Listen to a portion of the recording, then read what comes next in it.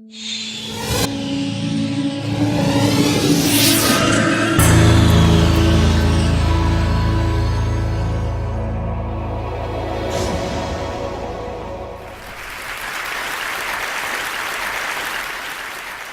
still remember the day in school when our teacher told us that the world population had become 3 billion people. And that was in 1960. And I'm going to talk now of how world population has changed from that year and into the future. But I will not use digital technology as I've done during my first 5 TED Talks. Instead, I have progressed. And I am today launching a brand new analog teaching technology that I picked up from IKEA. This box contains 1 billion people.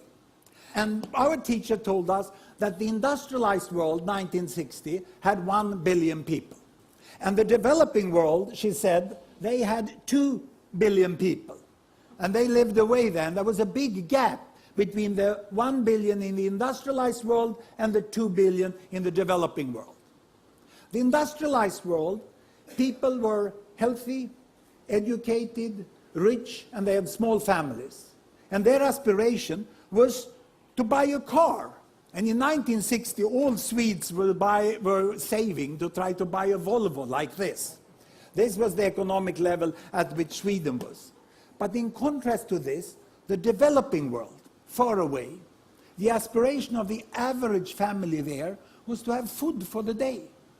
And they were saving to be able to buy a pair of shoes. There was an enormous gap in the world when I grew up. And this gap between the West and the rest has created a mindset of the world which we still use linguistically when we talk about the West and the developing world. But the world has changed, and it's overdue to upgrade that mindset and that taxonomy of the world and to understand it. And that's what I'm going to show you. Because since 1960, what has happened in the world up to 2010 is that a staggering 4 billion people have been added to the world population. Just look how many. The world population has doubled since I went to school. And of course there has been economic growth in the West. A lot of companies have happened to grow the economy, so the Western population moved over to here. And now their aspiration is not only to have a car, now they want to have a holiday on a very remote destination and they want to fly. So this is where they are today. And the most successful of the developing countries here, they have moved on, you know, and they have become emerging economies, we call them. And they are now buying cars. And what happened a month ago was that the Chinese company Geely, they acquired the Volvo company. And then finally the Swedes understood that something big had happened in the world. You know? So there they are.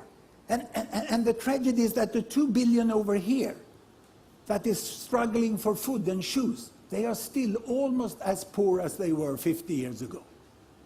The new thing is that we have the biggest pile of billions, the 3 billions here, which are also becoming emerging economies. Because they are quite healthy, relatively well educated, and they already also have 2 to 3 children per woman, as those have. And their aspiration now is, of course, to buy a bicycle. And then later on they would like to have a motorbike also. But this is the world we have today. No longer any gap. But the distance from the poorest here, the very poorest, to the very richest over here, is wider than ever. But there is a continuous world from walking, biking, driving, flying. There are people on all levels, and most people tend to be somewhere in the middle. This is the new world we have today, in 2010. And what will happen in the future? Well, I'm going to project into 2050. I was in Shanghai recently, and I listened to what's happening in China, and it's pretty sure that they will catch up, just as Japan did. All the projections. This one will grow with 1 to 2 or 3%, and this grows with 7, 8, and then they will land up here. They will start flying. And these lower middle income countries, the emerging countries, they will also forge forwards economically. And if, but only if, we invest in the right green technology so that we can avoid severe climate change and energy can still be relatively cheap, then they will move all the way up here. And they will start to buy electric cars, isn't it? This is what we will find there. So what about the poorest 2 billion? What about the poorest 2 billion here? Will they move on? Well, here population comes in, because there we already have 2 to 3 children per woman, family planning is widely used, and population growth is coming to an end. Here population is growing. So these 2 billions will in the next decades increase to 3 billions, and they will thereafter increase to 4 billions. There is nothing but the nuclear war of a kind we've never seen that can stop this from happening, because we already have this in process. But if, and only if, they get out of poverty, they get education, they get improved child survival, they can buy a bicycle and a cell phone and come here, then population growth will stop up there in 2050. We cannot have people on this level looking for food and shoes, because then we get continued population growth. And let me show you why, by converting back to the old-time digital technology.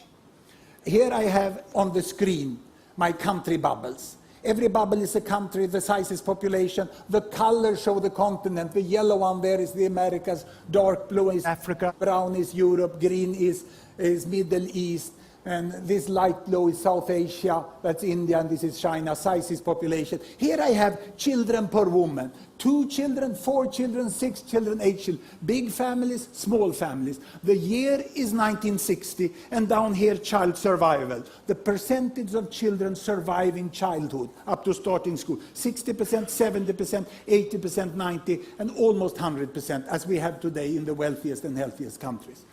Look, this is the world my teacher talked about in 1960. 1 billion Western world here, high child survival, small families, and all the rest, the rainbow of the developing countries with very large families and poor child survival. What has happened? I start the world. Here we go. Can you see? As the year passed by, child survival is increasing. They get soap, hygiene, education, vaccination, penicillin, and then family planning. Family size is decreasing. They get up to 90% of child survival, then family is decreasing. Also the Arab countries in the Middle East is falling down there. Look, Bangladesh catching up with India. The whole emerging economy world joins the Western world with good child survival and small family size, but we still have the poorest billion. Can you see the poorest billion? Those boxes I had over here? They are still up here, and they still have a child survival of 70 to 80%, meaning that if you have 6 children born, there will be at least 4 who survive to the next generation, and the population will double in 1 generation. So the only way of really getting world population to stop is to continue to improve child survival to 90%. That's why investments by Gates Foundation, UNICEF and aid organizations, together with national government in the poorest countries, are so good, because they are actually helping us to reach a sustainable population size of the world. We can stop at 9 billion if we do the right things. Child survival is the new green. It's only by child surviving that we will stop population growth. And will it happen? Well, I'm not an optimist. Neither am I a pessimist. I'm a very serious possibilist. It's a new category where we take emotion apart and we just work analytically with the world. It can be done. We can have a much more just world with green technology and with investments to alleviate poverty and global governance. The world can become like this. And look at the position of the Old West. Remember when this blue box was all alone, leading the world, living its own life? This will not happen. The role of the Old West in the New World is to become the foundation of the modern world. Nothing more, nothing less. But it's a very important role. Do it well and get used to it. Thank you very much.